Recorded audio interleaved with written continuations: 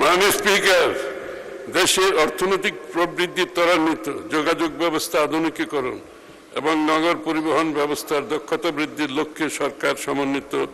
অবকাঠামো উন্নয়ন কার্যক্রম বাস্তবায়ন করছে।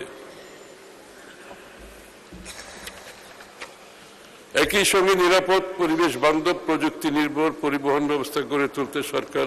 বিভিন্ন উদ্যোগ গ্রহণ করেছে, যেমন মহাসড়ক উন্নয়ন, গুরুত্বপূর্ণ অর্থনৈতিক করিডোর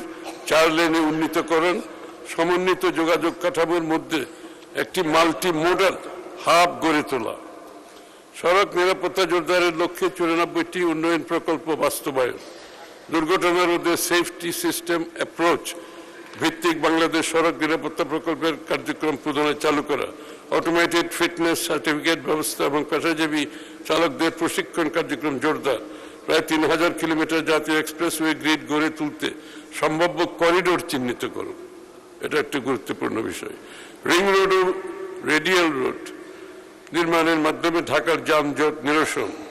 6টি মেট্রো রেল লাইনের সমন্বয়ে আধুনিক গণপরিবহন নেটওয়ার্ক গড়ে তোলা এবং মেট্রো রেলের সঙ্গে সংযুক্ত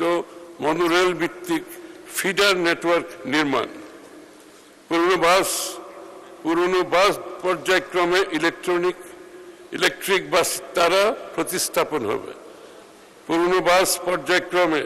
ইলেকট্রিক বাস দ্বারা প্রতিস্থাপন করা হবে। দ্বিতীয় যমুনা সেতু, তৃতীয় মেঘনা সেতু, ঢাকা চট্টগ্রাম এলিভেটেড এক্সপ্রেসওয়ে নির্মাণের পরিকল্পনা গ্রহণ,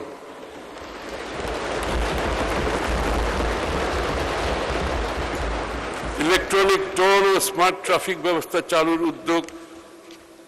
গ্রহণ করা হয়েছে।